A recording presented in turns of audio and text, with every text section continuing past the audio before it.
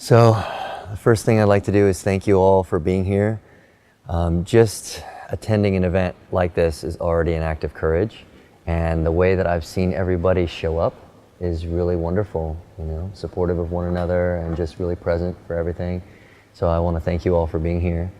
So as I said this morning and Kevin just shared, I throw lightning for a living. I wear a high voltage protective suit. I become electrified by a Tesla coil that produces 1,000,000 volts using 4,000 amps. The arcs are 5,000 degrees Fahrenheit. They're like half as hot as the surface of the sun. And I get to throw 10-foot bolts of lightning as part of our show. Now, how does that even happen, right? Like, how does one get into that business? Well, for me, it was a remarkable synchronicity beyond science or kind of logic or reason. Essentially, I had been a fire dancer for a couple of years, and I was thinking about it one day. I was thinking, God, I'd love to spin fire, the roar, the flame, and the light and the shadow. What would it be like to dance with electricity? I thought. It's kind of thrilling, a little bit dangerous. It's got its own light, its own noise. Like, what would that be like? And 2 weeks later, before I can do anything silly like strap stun guns to the end of a stick and tape their buttons down, I run into this guy standing in line. He's standing next to me, talking to the woman over the counter about his lightning project. And I'm like, that is too weird. I turn to him like, I'm sorry to eavesdrop on your conversation, but I really can't help myself. I was just thinking about, I tell him my story. And he's like, that is really weird that you would think thoughts like that and then run into me, because I build some of the largest Tesla coils in the world. And I have designed a high voltage protective suit in which you can effectively dance with 10, 20-foot arcs of electricity. And so that began my very long journey to where I am today. I don't want to get too much into all that because that's another story. I just want to get into, what I want to do with that. Because it's a very spectacular thing, obviously. It's very wonderful, it's really unique. But what's important to me is that we use the attention we draw with that to bring people's awareness to something profound, something meaningful, something that touches their hearts and really moves their lives. And essentially, I use that spectacular act to draw people's attention to their use of power.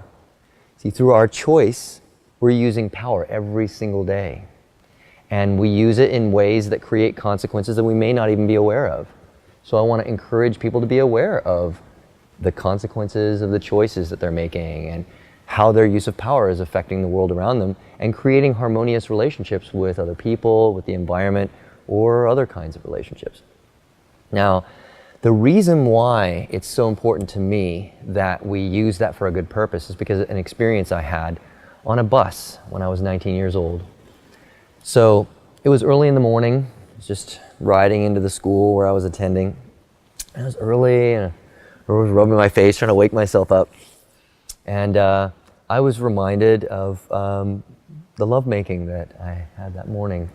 And so I kind of had a warm, comforted feeling wash over me, and looked out the window, and there's giant redwood trees up behind the school that I went to at the time, and they're kind of swaying in the wind, and something about the way that they were swaying in the wind and the rocking of the bus, and boom, I was the bus and the people on the bus and the road and the earth beneath the road. I was the trees and the earth. I was the wind and the trees, and I was literally everything in the entire universe. And then, just as suddenly, I was back in my body.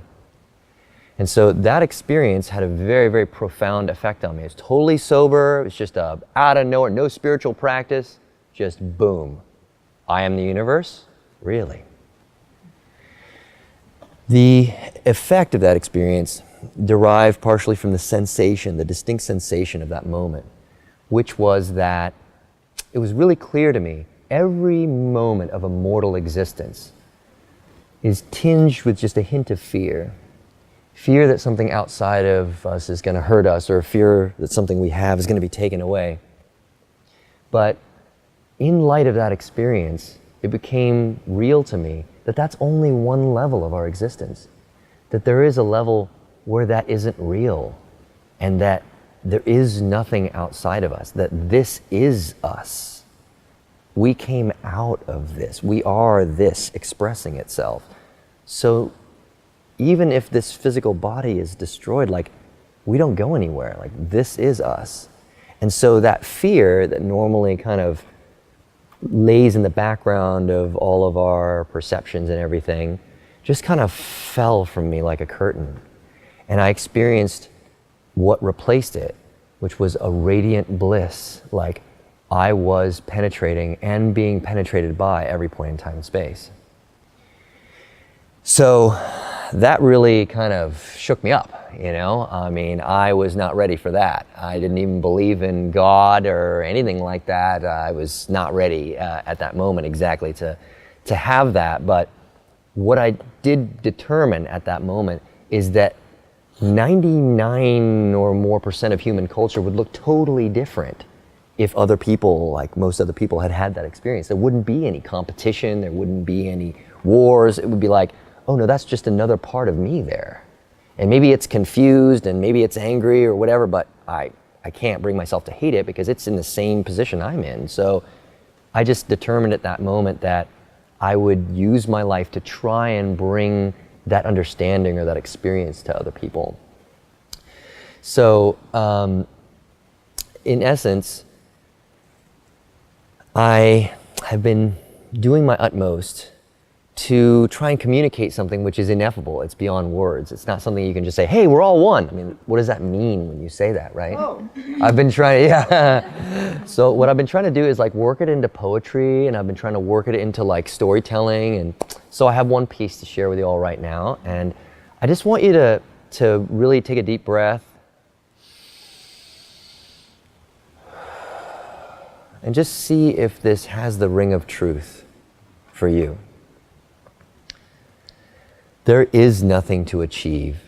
There is nothing to accomplish. There is nothing to acquire. For all things are complete in the fullness of time. And it is resting in faith that the mind becomes clear to receive inner wisdom and allow for the manifestation of highest destiny. Now, that poem comes from a perspective, and it's what is sort of commonly referred to as the mystical perspective. And it's that not everything is a unity, and it's not that everything is a duality, which is normally the way we look at things, but it's actually both at the same time. It is a unity, but it's also a duality. We also get to take these individual bodies that are different from one another, and therefore we get to experience one another, because if it was only a unity, we'd just all be that one thing. But instead we get all pulled out like light when it hits a prism and becomes the rainbow. You know, we all get to be those separate things, and because we are those separate things, we get to experience one another. So the mystical perspective is kind of like beyond, oh, we're all one and that's it. We're all one and that's all it is. It's also that we're a duality. And this essentially like says that truth is paradox. It kind of leaves us in a very interesting position. Now, mystics and shamans have been saying this for thousands of years. And in essence, what's really great about our time in particular is that scientists, specifically quantum physicists, are beginning to discover the truth of that in their investigations of the nature of physical reality. Now, I want to ground all this kind of abstract thinking and whatnot, and this storytelling I'm telling you about my life. And if you haven't had experiences like I've had, maybe it's kind of hard to get a reference point for it. I want to ground it very specifically in certain examples of the way that quantum physics or certain things are affirming, or even our own common sense can affirm these realities. So one of them is that the real and the unreal are actually the same thing. And we normally think, right, that this is the real world, and that things that we just like imagine in our mind or dreams that we have are like not real, right? I mean, that's generally the dividing line we like to draw. But in fact, if we have a dream, and then that dream affects our perception of things, and then we wake up the next day and we have an experience and we reflect on that dream, and then we decide to do something differently because of that dream, then isn't that kind of where the border or the barrier between the real and the unreal becomes soft and one becomes the other? Another area is psychoneuroimmunology, which is the science of how our minds affect our immune systems and how we can actually think certain thoughts or place our mind intentionally on certain visualizations, for example. And then that will flood our brain with certain kinds of chemicals that affect our immune system, and that determines whether or not we're able to make it to work this week, and has a very real physical effect on our bank account, for example. So that's one way of explaining how the real and the unreal are actually kind of the same thing on a certain level, right? Another is that, this is a big one, that the self and the other are actually also one. We normally hear that phrase like, I came into this world at such and such a time and such and such. We think we come into this world, but really, we come out of this world. Billions of years of evolution of the universe, ever since the Big Bang, all these things happen, all these things transform, and here we are, right? All the glory of everything ever, and and it's us in this room, right? And so, you know, really, there is no other.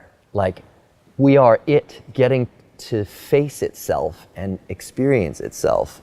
So we can kind of let go of maybe just a little bit of that alienating feeling of like, I'm in this world and there's all this big stuff and da-da. We are the world, right? So another thing is like all time. Like, we normally think of there being a past and a future, and we can create a lot of stress for ourselves by considering like the way that we hope certain things are going to happen in the future, or our fear perhaps that things in the past are going to repeat themselves. Well, here's one for you. There is only the present moment. And maybe many of us have heard that, but like, let's think about it a little more for a second. Show me the future. Like, show it to me. It isn't there, right? Ever. It only shows up when it actually becomes the present moment. Or the past. Like, show me the past.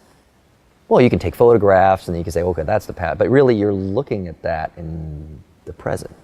Right?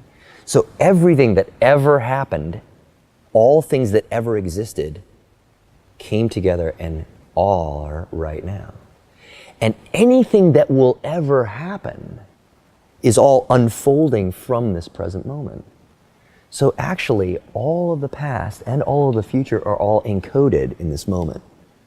And there's one way to kind of like scientifically talk about that, which is referring to something called virtual pions. In quantum physics, the strong nuclear force is mediated by a virtual particle called a pion. And so these pions are either pusher pions or puller pions. So when they emit from a subatomic core, they either push that core away from where the pion is emitting, or they pull it in the same direction that they're emitting, right? The opposite of like the recoil of a gun. They actually pull something along when they emit.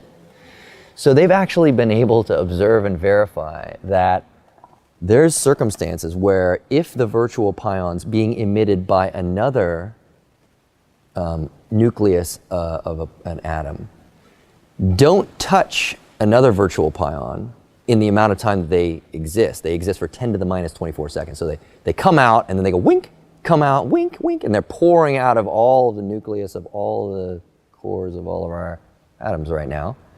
And if they don't touch anything, then they wink out of existence and the nucleus is in the position that it was in before it emitted. However, if they emit and they do touch, then the reality where these two things were pulled along at the time when this emitted comes into play. So something in the future actually affects what happened in the past. So all time is apparently one. All things are true. All things are true? So let's say something really practical. Lies are good, lies are bad. So normally we think of like, lies are bad, right? Like telling a lie is generally going to get you into trouble and make things difficult for you. And usually you're trying to use it to get out of something that may be a responsibility you should be facing anyway, all these kind of things. But if you are in a country where maybe the government is horrifying and corrupt, and they come to you and they say, hey, is your neighbor of this particular political perspective? And you know that if you tell this person at your door that that neighbor is in fact of that political perspective, they're going to go and annihilate them. But they're a very, very nice person. What do? You lie. And you feel really good about lying because you're saving your neighbor from a horrifying death and you're saving this person from being a jackass. Right? I mean, to put it plainly. So that's one way that all things are true. There's also the wave-particle duality.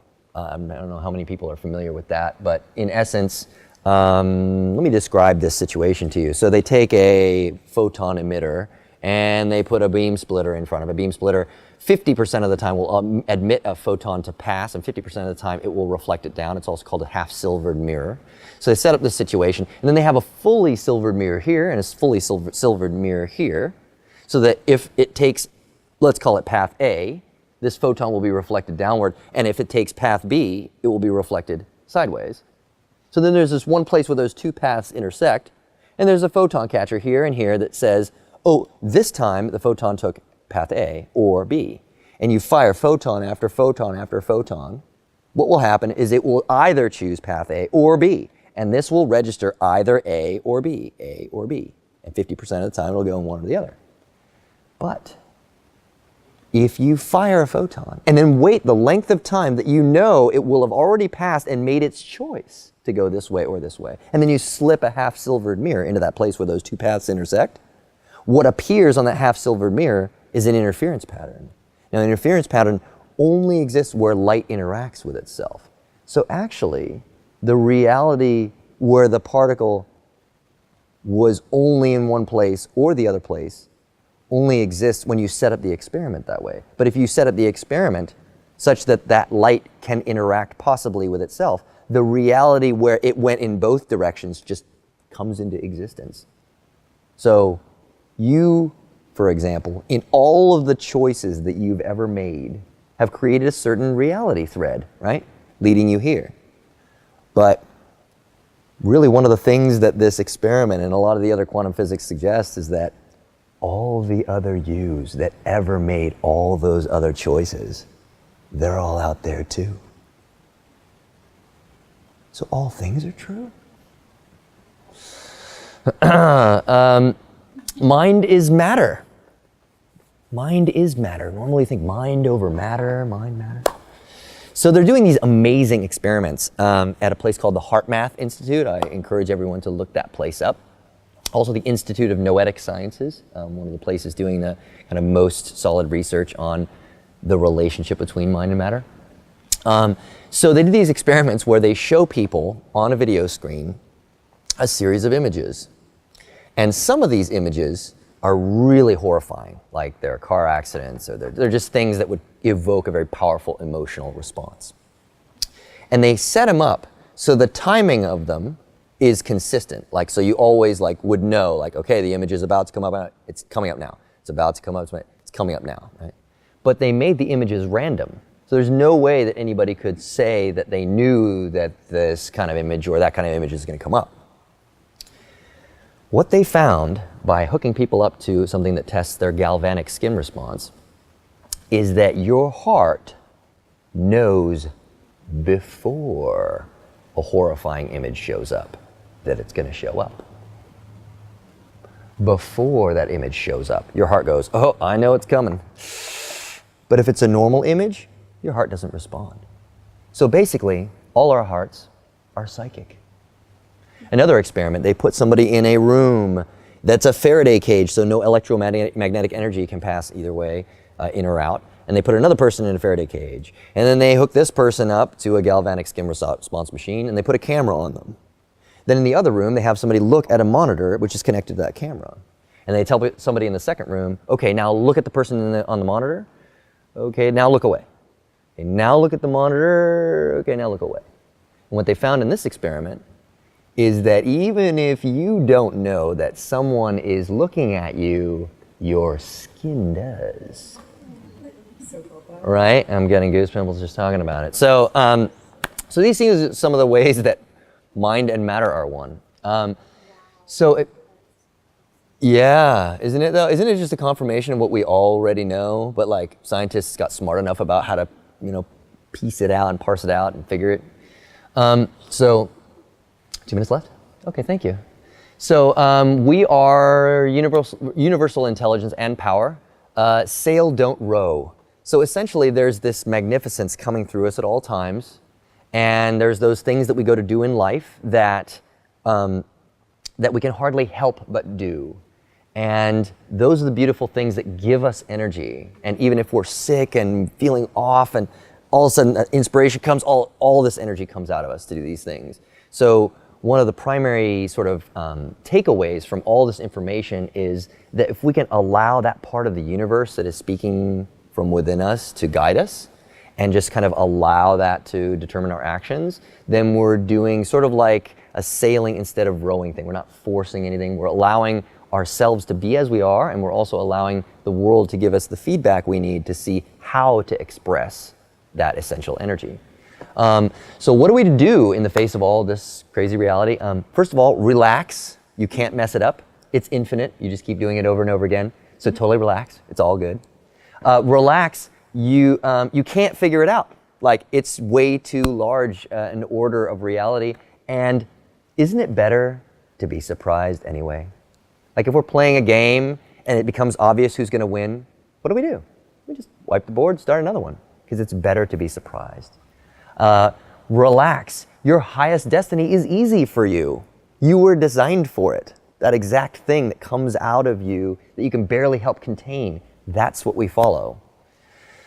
Relax. That's where the flow is. Resistance is futile. Finally, focus. Be present. Be mindful, because that's the balance. When you're relaxed, if you can remain present, then you'll feel where the flow is and you can yield to it. And the last thing I'll do is just, my final piece, is just to invite everybody to an exercise. It's very brief. Just close your eyes, take a deep breath. Think of the things you're grateful for.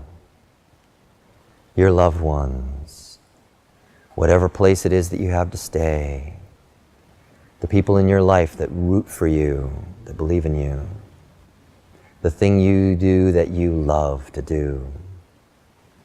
Put yourself in a state where you know that you already have everything that you really need. Everything's already okay. Take another deep breath. And just set one intention, just one thing you would like, but allow it to come naturally. Don't force it. Just breathe for a moment and allow an inspiration to arise from within you rather than trying to contrive it. Do not force this. Take several breaths as we're in silence and just allow some intention to arise from you naturally.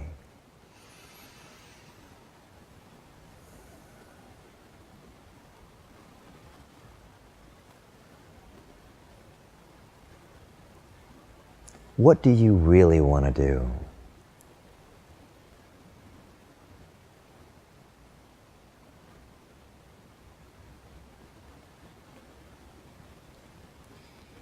Now, one last piece. Take another deep breath. Now feel what it feels like when you already have everything you could ever want. What does it feel like in your body when you have a perfect place to live? When you have friends that love and support you continuously? Maybe you feel that now. What does it feel like when you have accomplished goals in your life that you've set over years? What does that feel like? You're on top of the world. You've done everything you could ever hoped. And when you've got a big fat smile on your face with that feeling, open your eyes.